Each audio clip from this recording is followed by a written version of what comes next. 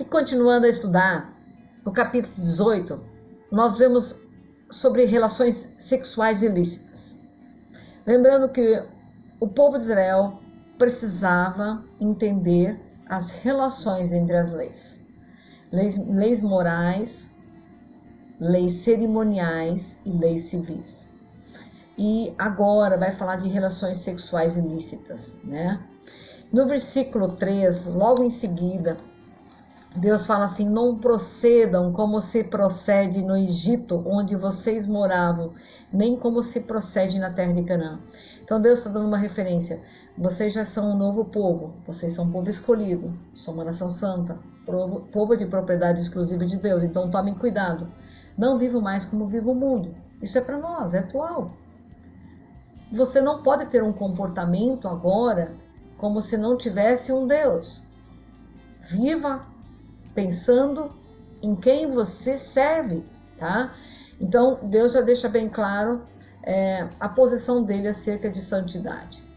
E aí, lá no versículo 4 e 5, Deus destaca duas palavras: obedeçam aos meus decretos e ordenanças. Decretos e ordenanças, e fala claramente: Ele é o Senhor, eu sou o Senhor. Cuidado, Deus continua sendo nosso Senhor. Ele pode ser mais benevolente aos teus olhos, pelos teus pecados, mas o julgamento não. Julgamento não. Quem viver em pecado e não quiser ser transformado, com certeza não estará na presença de Deus, porque Deus é um Deus santo. E quais então são os seus decretos e suas ordenanças? E Deus começa a falar claramente. Deus começa dizendo logo assim, ele traz uma linha de pecados sexuais que o povo de Israel deveria ter muito temor. E fala também das consequências, tá? Então, quais seriam os envolvimentos sexuais que não seriam lícitos e não seriam permissivos? Que tivesse um relacionamento com um parente próximo, tá? Nenhum parente próximo. Não deveria ser um relacionamento com a mãe, nem com a madrasta, não deveria ter um relacionamento sexual com a irmã, não poderia ter um relacionamento sexual, então, com sobrinha, com tia, não poderia ter um relacionamento com cunhada, com nora, tá? E se você olhar no versículo 17, para aqueles que são desapercebidos da sociedade, com duas palavras que são muito utilizadas hoje, que são chamadas incesto e pedofilia, no Velho Testamento fala sobre isso, tá? E esses textos aqui, Paulo também fala lá em Romanos, para os cristãos de Roma, tá? Então não é desatualizado não, nós estamos bem colocados no tempo, no espaço, isso já aconteceu no Velho Testamento, e Deus condena que quem tem relacionamento com filha do seu filho ou filha de sua filha, e com a mulher e sua filha, então assim, Deus abomina esses pecados, tá? E no versículo ainda 20, ele também condena o adultério, tá? E no 21 ele fala contra o sacrifício dos filhos a Moloque. Esses sacrifícios eram geralmente crianças sacrificadas e depois queimadas a esse deus Moloque. E no versículo 22 ele fala do relacionamento de deitar homem com homem, como se deita com a mulher, que trata do homossexualismo.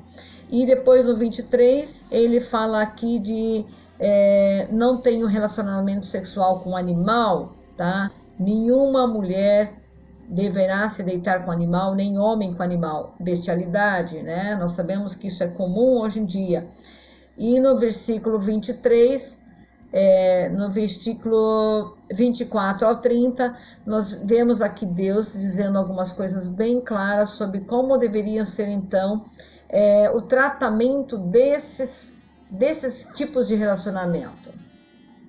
Agora eu quero trazer uma reflexão para nós, cristãos do século XXI, cristãos de uma igreja espalhada pelo mundo. Num determinado momento da história, Jesus é confrontado por um pensamento sobre uma mulher adúltera. E Jesus traz uma reflexão muito importante, que ele fala que só o pensar numa mulher, numa intenção com um homem, já seria então um adultério. Então, nessa dimensão, eu quero trazer uma reflexão muito grave. Aonde está a igreja de Cristo? No meio de uma podridão do mundo. Mas o mundo está lá. mas é a igreja de Cristo.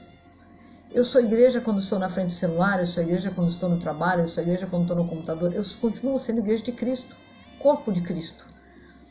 E Paulo, quando ele fala em Colossenses 2, versículo 16 e 17, ele fala assim: portanto, não permitam que ninguém os julgue pelo que vocês vão comer ou beber, ou com relação a alguma festividade religiosa, ou a celebração das luas novas ou dos dias de sábado.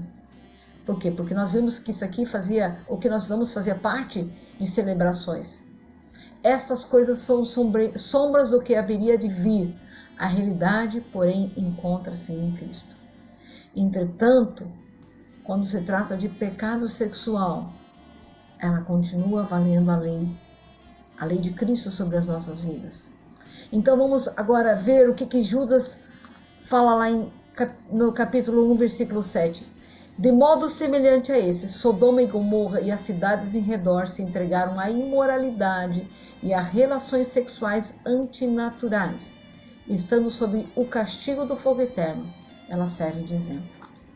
E em 1 Coríntios, Paulo fala assim, 1 Coríntios 6, do 9 a 11.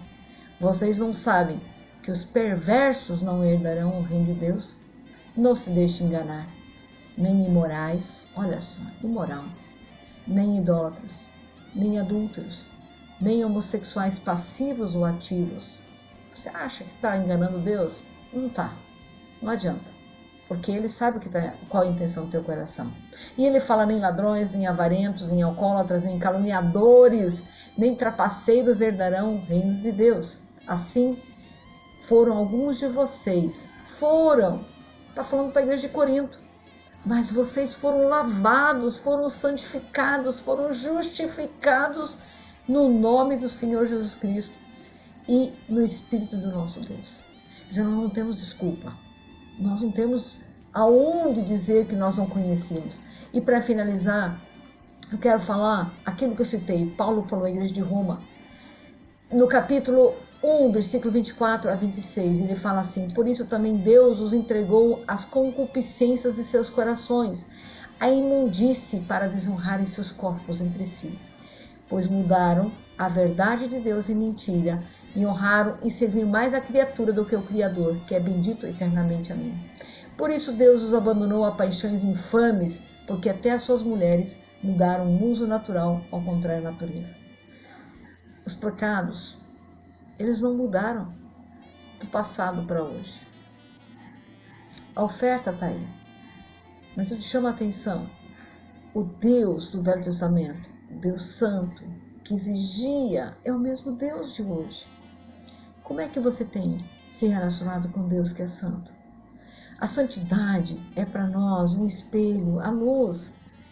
Cada vez mais perto que chegamos da luz, mais perto nós vemos as nossas falhas, as nossas rugas, as espinhas, os cravos. Nós vemos a nossa imperfeição, mas nós vemos o perfeito que é Deus, que é Jesus Cristo. E no Espírito Santo nós temos então o poder para Ele efetuar a mudança em nós. E é necessário a contrição, o arrependimento, a confissão de pecado, para que o sangue de Jesus, que deu a vida por nós, nesse sangue nós possamos ser purificados e santificados. Amém? Te espero até a próxima aula.